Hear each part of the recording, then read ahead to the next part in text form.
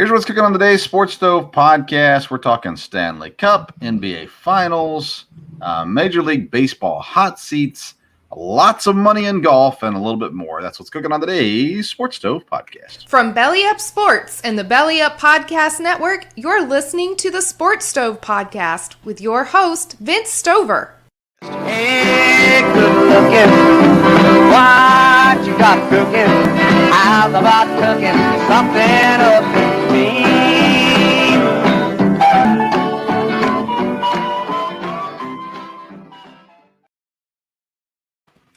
Welcome into an all-new edition of the Sports Stove podcast, presented by In the Clutch, officially licensed apparel for Major League Baseball, Major League Baseball Players Association, NHL, and so much more.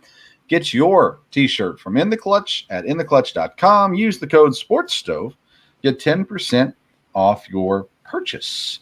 Welcome back into the Sports Stove, and welcome to Dad. Dad, how you doing? Doing good.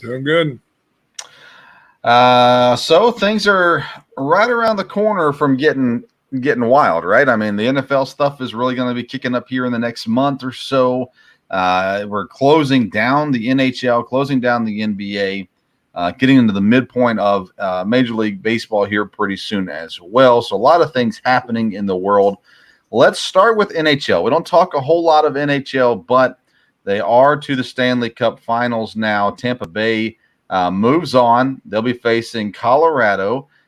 Tampa is one of those teams, from what I understand, I mean, they're going for a three-peat, but going into the playoffs, it didn't seem like a whole lot of people were expecting Tampa to get there again this year, and yet here they sit. So welcome back, Tampa, right? Yes. Yeah, like I said, the way they finished the season as far as their standings, and they started out with Florida, who'd been number one team there. But yeah, Tampa's got a great team. They've obviously been there the last few years, and they're on the brink now of really, legendary type status. They win 3 in a row. There, of course, you have Stamkos, you have some great players, but Colorado has been, I think, the best team all year, and they've been playing great in the playoffs also. So it should be a very good Stanley Cup final. But I think, I don't know who's favored, but I would think Colorado may be, just because of their standings all year, and they've gone through the playoffs pretty well. Yeah, my in-laws live down there in Tampa, and so lots of billboards and stuff that when I've been down there to watch them. I'm looking to see right now. Looks like ABC's carrying the games along as ESPN, so they got the NBA and the NHL games going on. You mentioned Stamkos, who's leading Tampa in a couple different categories. And then Colorado has, from what I understand, and I don't claim to be a NHL expert, but Colorado has a pretty young squad, don't they? Yes, they do. And their best player is a young guy, and but like I said, they've been consistent and kind of ran away with things all year there in the West. So should be good, and I'm sure Denver fans, everything I've seen, they are really ready for this. Of course, they've won one cup, I believe, but good fans out there. So I think this will be a good Stanley Cup playoffs. So you got some good star power.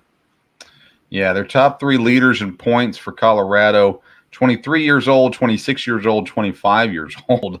Young squad there. And again, Tampa back again 3 years now in a row. And as you mentioned, a chance to make a lot of it.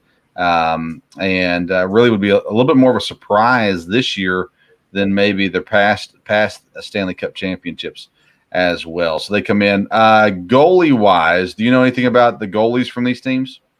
I know the guy at Tampa's been good for quite a while. I can't say that I can tell you. When I hear his name, I'll probably know him. But Vasilevsky from Colorado.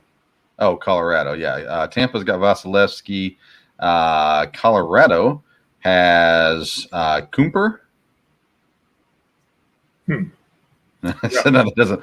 I don't know. Like I said, I know they've played well all year. So I think, and like I said, a hot goaltender can make a difference here. But you got a lot of scoring power on both these teams. Yeah, Colorado's played 2 different goalies throughout 10 games for Cooper, 6 games for Francouz. Tampa has only played the one goalie all playoffs long, which tends to make you believe that maybe he's the hotter goalie if they haven't had to sit him down at all, or maybe they don't have depth. Again, I'm very ignorant when it comes to these teams, especially in the NHL. But because we're a show of sports facts, we got to predict the NHL finals. I picked Tampa going into the playoffs, kind of out of dumb luck. So I'm going to go with Tampa in 6 in this series. What's your pick for the NHL Stanley Cup Finals? I would go with Colorado in 7. Again, I think it'll be a good series. They'll be, I could easily go 7 games, and Colorado's been the better team, so I'll go with them. But I think either one, could win, and I don't dislike either team. So. Okay, I mean, you should be cheering for America, but here I am picking the Canadian team. So what does it matter? They're all Russians anyways. Speaking of foreign countries, let's talk about some golf. The LIV Tour had their first tournament games weekend, whatever, this past weekend. Did you tune into any of it? I didn't. I did keep up with the leaderboard on all of it and tried to follow where it was going there, but I did not watch any of it. So I tuned in for a little bit, and it was a golf tournament. It didn't, to me, the entertainment value of it wasn't much different than watching a PGA Tour. There was a little bit with the leaderboards and the teams and different things, but overall, it was pretty much a golf tournament. It was what I watched. I enjoyed. And I don't know if it's going to draw a ton of people in or not. They've had, I think it was 10 or 20 PGA Tour members that have left and went to the LIV. And I think you're probably going to get more. And the reason why I think that is because the winner of the tournament, Charles Schwartzel, he wins $4.75 million for winning the tournament, individual winner. And one of his teammates in second place got $2.875 million for second place. Charles Schwartzel said he won more money in one weekend at LIV than he won in 4 years combined with the PGA. And money is what talks in many cases. And I have a feeling that we're going to see eventually more and more people leaving the PGA to play in the LIV Tour because of that big payout that received. It was $3 million for winning and another, or maybe $4 million for winning another 75, 750, whatever it was for his team winning, something to that effect as well. So it all combines for $4.75 million. What do you think, Dad? Do you think the money is eventually going to drive more people there? Or do you think kind of what we've seen already defect is kind of going to be all that there is? I think more people will go to it, and I think the money is going to be an issue. I think it'll be interesting, obviously, to see if the LIV Tour tries to develop again viewership. But I think as more good players go, more people will be interested in watching there. Will they come up with some tournaments that they'll hype? Obviously, they can't do it historically because they're just starting, but, try to make, 2 or 3 major type events like the PGA, probably wouldn't call it that. And again, I think the whole thing is going to depend on how the PGA handles it. At this point, what you hear is, oh yeah, they're getting a lot of money, but when you chase the money, that doesn't always end up well. And if that's the only argument, there's enough money involved. I'm not sure. I haven't seen, to me, the PGA really try, at least successfully, to combat this. And, I think they're hoping it'll be like, some of the football leagues, a new league that just, would be a little excitement at first and not make it.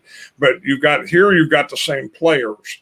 In football, you don't. You did in the USFL when it started, and then the USFL made it for a few years because of that, because they had your Reggie Whites and your Steve Youngs and people like that. And so if they can continue to get the reputable players, then I think, it'll be interesting to see how it goes. Yeah, and correct me if I'm wrong, the USFL, couldn't it have made it? Wasn't there just mistakes done in the ownership level that kind of and ultimately buried it? The way I understood it was always it could have made it. It just they made some bad choices, and that's the reason why I failed. Yes, I think that's true. They weren't as solid. Again, with the LIV Tour, you've got, one financial backer, and you've got Greg Norman, who, knows all about golf. And so I think they're in a lot more stable situation. You don't have a lot of owners you have to worry about like that, like you did the football league. But I know in football, the star players is what drew people to interest in it to start with. And money is what attracted those players. So I think the LIV Tour could be around at least for a while. It'd be interesting to see how they structure it. If they just depend on, hey, we're paying more money, or if they develop a product that people are going to want to watch and follow.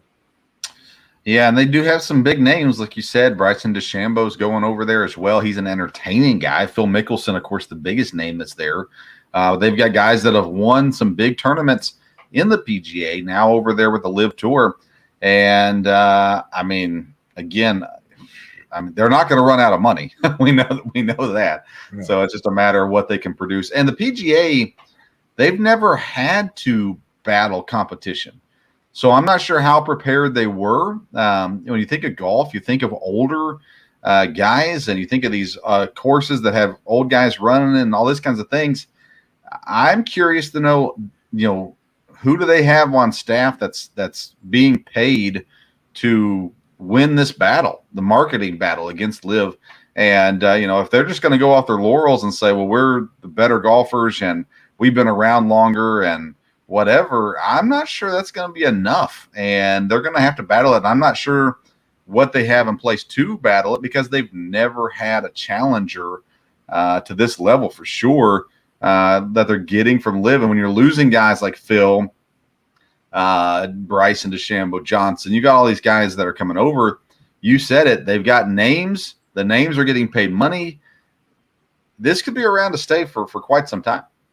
Yes, it could be. And like I said, I think it just depends how the PGA, if they try to combat this, because, I know Rory McIlroy has been a real proponent of the PGA, but again, his main argument is, hey, they've been good to me, and I want to play against the best talent in the world. Well, in a month, the best talent in the world may not look quite as strong in the PGA. So if that's what you're banking it on, and of course, they've thrown out, the history, with Jack and Arnold and Tiger.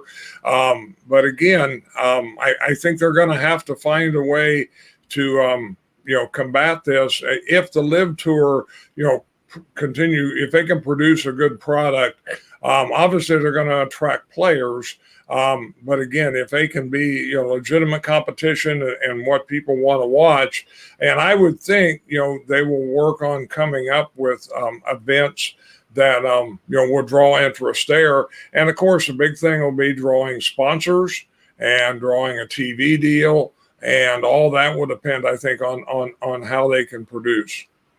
Yeah, and again, I don't know if sponsors is as important, although that means that other things are happening. So that's obviously positive.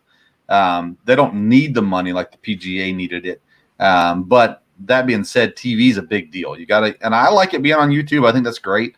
But you want it to be in front of as many eyes as possible. I'm curious to see the tournaments they do in America, the turnout that shows up, the crowds and stuff like that.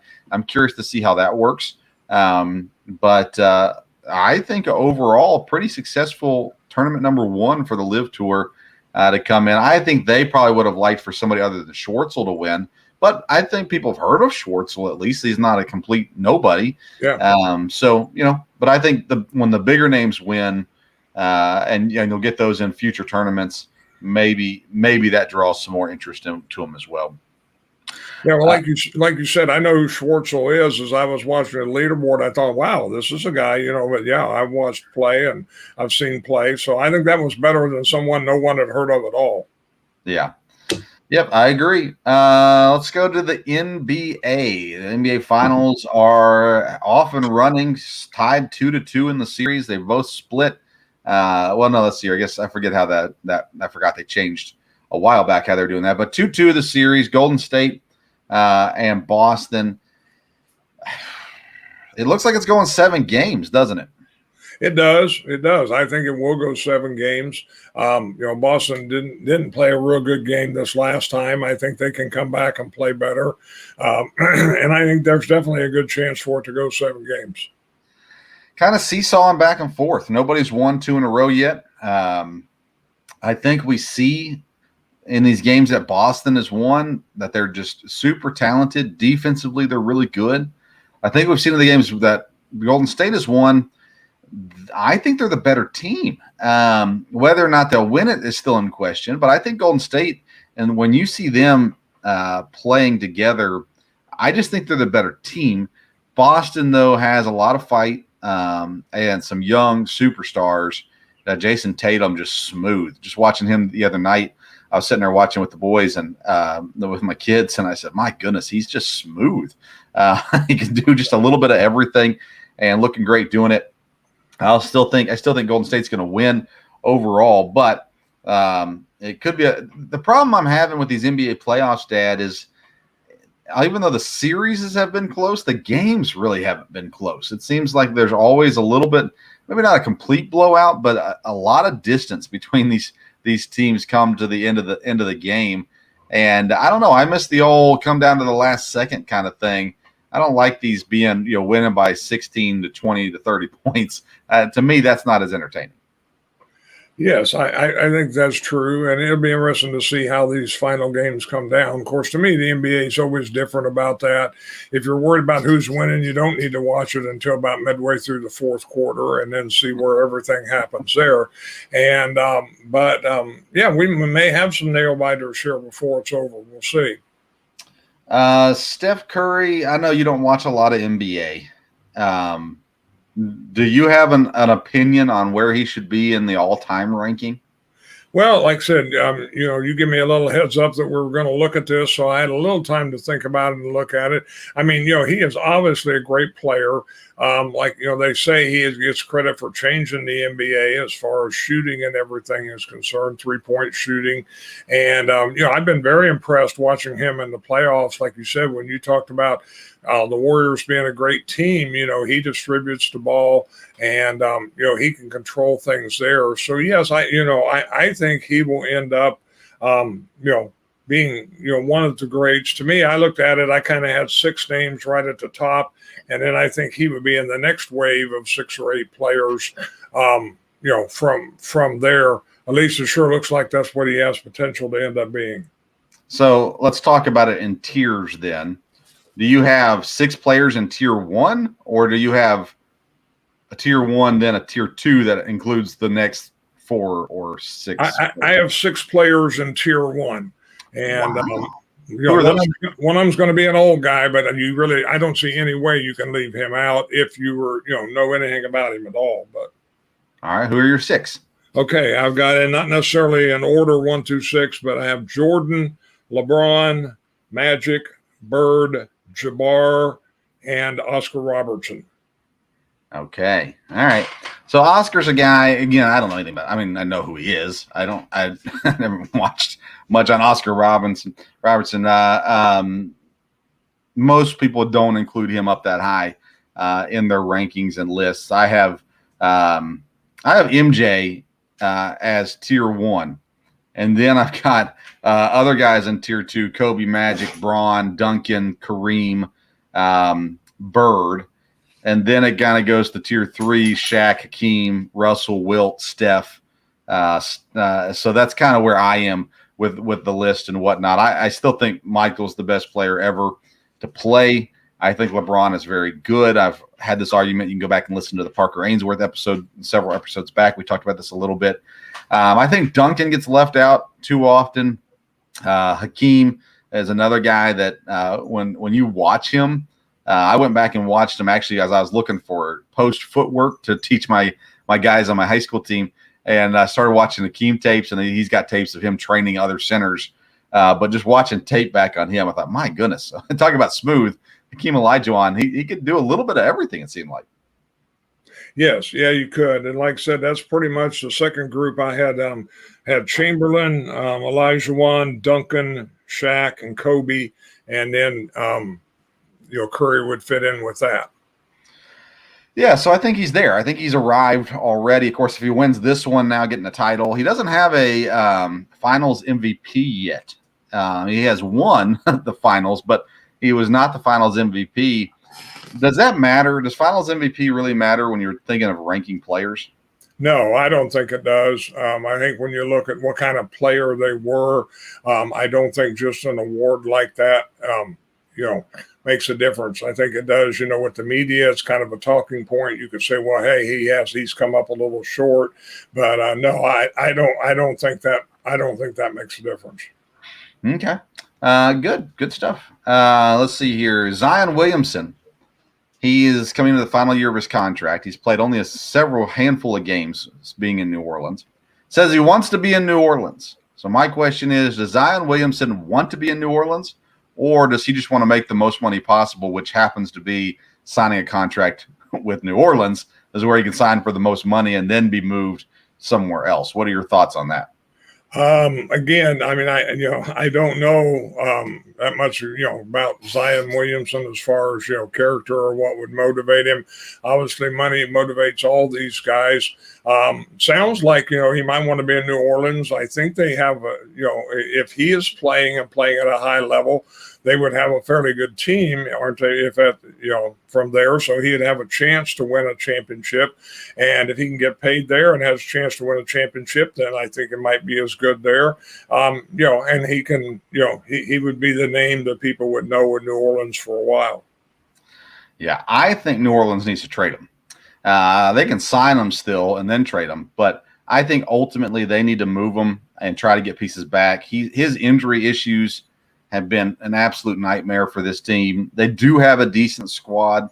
They are, a playoff team, and they've got some really good players on the team. But I think if you move Zion, you could possibly get 2 pieces or 3 pieces back that could really help you out to move forward from there. So, that's my personal opinion, that they should move Zion Williamson while he still has value. Then LeBron James comes out. He is a billionaire now. Says he wants to own a team, and specifically wants to own a team in Vegas. Vegas makes a lot of sense for expansion. Vegas and Seattle are the 2 cities most often mentioned when we talk about NBA expansion. Let's talk about LeBron as an owner. LeBron as a player, one of the best all times. LeBron as a general manager, one of the worst all times. LeBron as an owner, what would LeBron be like as an owner? Good, bad, maybe in the middle? I mean, as an owner, he's got the name, so I think, there may be a good shot that he becomes an owner. I think he'd be a problem a little bit with the NBA because of the way, he has used his name and reputation around. So to me, I don't think it'd be a great situation, but it's probably something that won't be stopped. I mean, if he's got the money, and like you said, Vegas is one of the places they'll look at for expansion. But, as far as being an owner, will he stay out of it? I mean, he hasn't as a player or anything like that. He's tried to control everything. So I think that'd be a problem. Yeah. Remember when Michael Jordan bought into the Wizards and they went out and drafted Kwame Brown, and how that did not work? Or Bobcats, whatever. I forget wherever he was. I forget now. But I think it was through the Wizards. Yeah, when Kwame Brown was drafted. Anyways, Michael was a problem because he didn't let the people who scouted players who knew what was going on make the decision. Transfer that to the NFL, Jerry Jones. Jerry Jones has got to be involved with everything. And sometimes it works out, and many times it doesn't. LeBron, is he know more about basketball than Jerry Jones knows about football? I would say yes. But again, his decision-making with bringing guys in, he's got them championships in some places, but he's left teams in crumbles because he only cared about the now. When he owns a team, my question is will he be concerned about long-term or just short-term success? If it's short-term, they might win a championship, but he's going to ultimately leave a team in crumbles, and maybe you have to sell it off. I don't know. He's got plenty of money, so that wouldn't be an issue. But My fear is LeBron can do a lot of good as an owner for a team. The question is will he hire people who actually know what they're doing to run the roles that need to be done, or will he try to do it all himself? If he tries to do it all himself, it will not end pretty for that team, whatever it may be. Vegas in a sports town. They've got NFL, they got NHL now. They already held summer leagues there. Do you think it'd be a good basketball town? Yes, I mean Vegas has everything that attracts people. They build top facilities. So I think that makes a lot of sense. What about putting a team back in Seattle? That's what they're talking about, adding 2 teams, Vegas and Seattle possibly. Seattle just got an NHL team. They've got an NFL team, of course. They had an NBA team that moved off to Oklahoma City. Should cities who lost teams be able to get teams back? Historically, that's worked in almost every case. They brought teams back, to Cleveland, other places there. So, football. And Seattle, I always think of the Supersonics, and Seattle obviously follows. They support their sports teams very well, and I would think that would make sense to go back there. And it seems like in most cases for professional franchises, that has worked. Atlanta in hockey did not, but apart from that's the one that jumps out in my mind. But otherwise, I think it has. Yeah, Charlotte back in the NBA again after losing the team to New Orleans.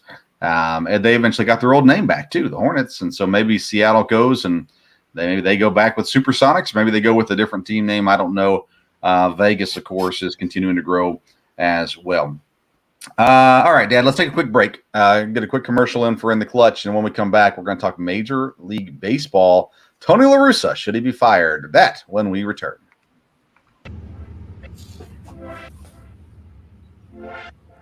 InTheClutch.com, the newest sponsors of the Sports Stove podcast, and we are excited to partner with InTheClutch.com. They have officially licensed apparel and accessories for your favorite sports teams and athletes. Use code SPORTSSTOVE and get 10% off your first purchase. You can find shirts like I Still Own You, Green Bay Packers. Are we talking about practice? All kinds of great shirts in baseball, football, hockey, and basketball. Officially licensed apparel from InTheClutch.com. Again, use the code SPORTSSTOVE to get 10% off your purchase. Welcome back into the Sports Stove podcast. You just heard information about In the Clutch. Let me tell you also about Elementor. Get Elementor, the ultimate WordPress website builder with live drag and drop editors. You can build and customize every part of your website with zero coding required. Elementor is an all-inclusive solution for your website. Create, manage, and host your website through Elementor. Use the Sports Stove exclusive link in the episode notes on YouTube or any podcast platform to get more information about Elementor. You will not regret it. If your website, look at your website, and if it looks like trash, go to Elementor. Check out the pricing. It is very affordable, and get a better website. Everybody looks at your website. Don't have a trashy website. So, nonetheless, go check out Elementor. Go to InTheClutch.com. Get your t-shirts as well. All right, Dad, let's get to Major League Baseball. I said it a couple weeks ago, and everyone else is on board. Tony La Russa and Chicago White Sox experiment doesn't seem to be working. Fans chanting "Fire Tony" during the game the other day. It's not often you have in-season managerial changes in baseball. We've already had 2 so far this year. Is Tony La Russa next? Yes, I mean, it looks like the writing's on the wall. I don't see players coming out, in his defense. And I think maybe he's lost the control there, or lost the excitement of it. Obviously, the fans are not the whole thing, but that's not a positive thing when they're chanting to fire you at this part of the season. So unless they made a ridiculous turnaround here all of a sudden, and they had high expectations, and they have talent. I mean, they shouldn't really be where they're at now in the standings. So I would think, it could end real ugly if he continues to hang on there. But I would think, yeah, he definitely could be the next, and probably should be the next one to go. Did you see the game the other day when they were playing the Dodgers and they had a man on first who ultimately got to second? And so with the count with 1-2 against Trey Turner, so they had 2 strikes on him, they decided to intentionally walk him. And then the next batter up, Max Muncy, crushed a 3-run home run. This is the second weird intentional walk that we've seen this year. We saw it. Was it Madden? I don't remember, the Angels. I don't remember if it was the Angels or the Rangers or somebody. The Angels were involved. But there was an intentional walk with the bases loaded earlier this season to bring in a run. Now they got a guy who's down to the count 1-2, and they decided to throw him, to intentionally walk him, get him on base, and obviously it didn't work out. So what are your thoughts on that call, that decision by Tony La Russa? Well, obviously, the way it ended up was a bad decision. But like you said, when things are already going negative and things are going, then that's not the type of thing you want to happen. If they were leading the division by 6 games and he did that, it would be a mistake. He made a mistake, shouldn't have done that. But when you're in 3rd, 4th place or whatever, and they're chanting for you to be fired, then that makes it real tough. And it doesn't seem like that makes a lot of sense either. So not when you're ahead in the count. Yeah, 1-2. I mean, it's one thing if it's like, I don't know, full count or something like that. But 1-2, I mean, my goodness, if you're gonna walk them, just throw pitches out of the zone and see if he swings at one. I mean, I don't know. That was a weird decision for sure. They're 6 games out of first place, 3 games under 500, behind Minnesota, behind Cleveland. Cleveland now is making a small little run at things. They've won 7 of their last 10. They're currently 3.5 games back from Minnesota, a team that I didn't expect to even be in the conversation, the Cleveland Guardians, making a run here. So that AL Central now, Minnesota again leads. Kansas City is last. They're one of the worst. Let's see here. I think currently tied for the worst record in Major League Baseball.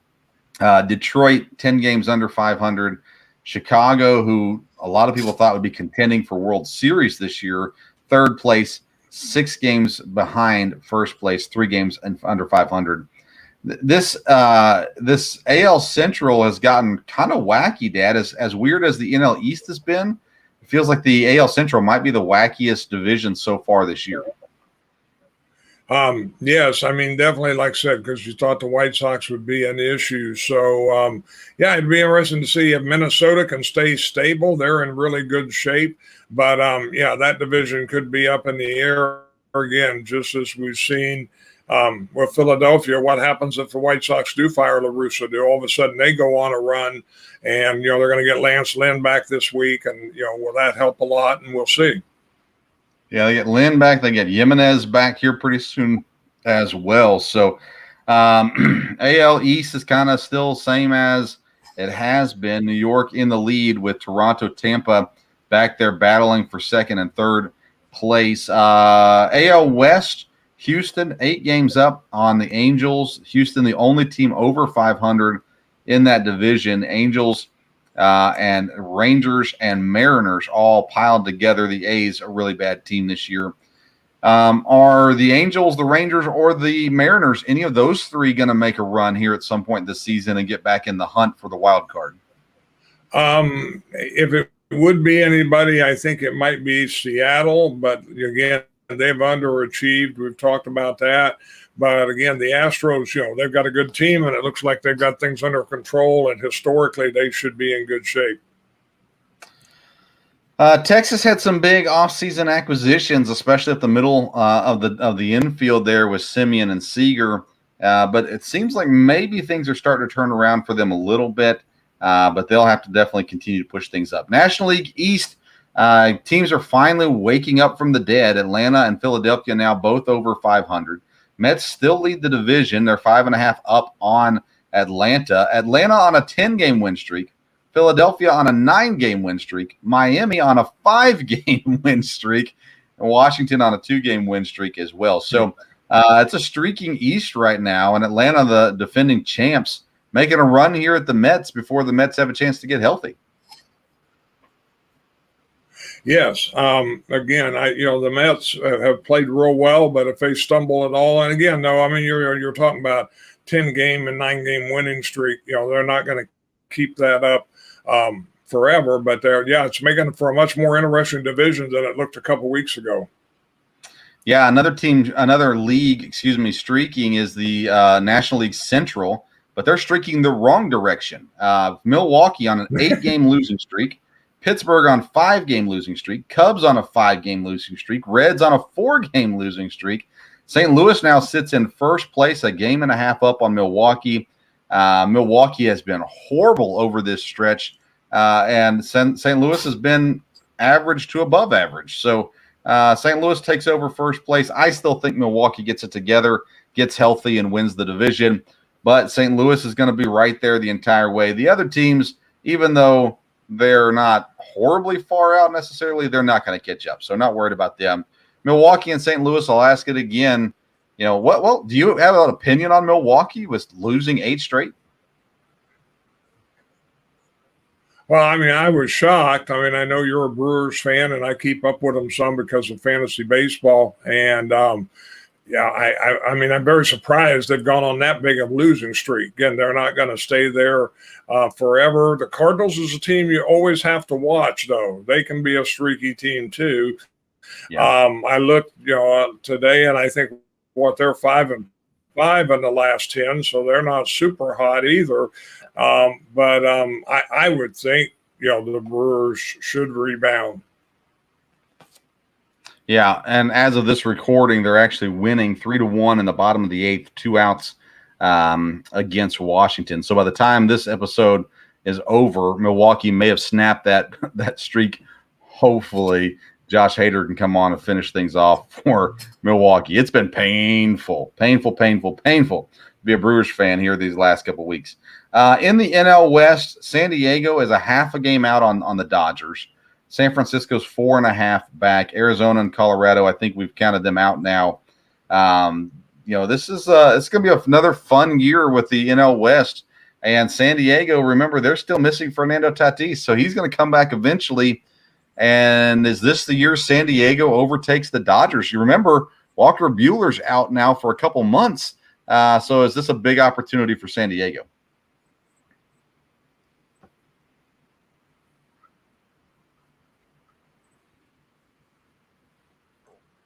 I mean, San Diego's played real well. We thought they'd be a lot better last year, so it'll be interesting. Of course, they get, Tatis back. That will definitely help. But it'd be interesting to see. Again, I'm, a Giants fan, and the Giants have played well. They've struggled a little bit with the Rockies, but they've won 2. I don't know how they'll end up today with the Dodgers. And I think all 3 of those teams are going to stay in it, and that might be, your 2 wild card teams out of that division again. Let's close things out with some NCAA news. Big 12 finally gets the approval. Cincinnati, Houston, and Central Florida. They had to finalize some legal issues. They get the approval, though, to join in 2023. So they'll make that jump next year. Baseball Super Regionals going on right now. We won't talk a whole lot about that because most of those games will end after we're done recording. And then in the softball, it was Oklahoma, who had a great, phenomenal season. They end up sweeping there in the finals to win the softball championship, NCAA softball championship. Dad, anything you want to add? We're having a little delay on you, but anything you want to add on NCAA stuff? Like you said, congratulations to Oklahoma and softball. They were really dominant there. And I think sports fans, it's always kind of fun to watch the baseball World Series. And I think it will be this year. You always can have teams that, were not as highly ranked. And that's what you have so far. Like I said, of this recording, you have 2 teams that were not highly ranked. The lowest ranked team in the tournament, they have advanced. And another team that was not highly ranked has advanced. And, I'm sorry for that because Tennessee was one that did not. But I think the Baseball World Series will be fun to watch over the next couple of weeks there. Yeah, Tennessee Notre Dame was a fun little series, pretty active series there as well. All right, I have covered everything I had planned to cover, Dad. Anything else that you want to add before we sign off? No, I mean, like I said, there's, lots of stuff happening and things to follow with the, NHL, NBA playoffs here over the next week for sure. And baseball season, I'm sure, has a lot more excitement left in it. All right. Go to Twitter and Instagram. Follow us at Sports Stove. Make sure you rate, review, like, subscribe, all those good things as well, wherever you're watching or listening. Go to InTheClutch.com. Use the code SportsStove at checkout for 10% off your purchase. And don't forget about Elementor, making your website look professional. Use the exclusive Sports Stove link in the podcast notes or in the YouTube episode description as well. We'll be back with a new episode Tuesday evening and Tuesday live, Tuesday evening on YouTube. And then it'll come out for audio on Wednesday morning and Belly Up TV Wednesday morning as well. Thank you so much for tuning into today's Sports Stove podcast. Until next time, we'll see you around the Sports Stove.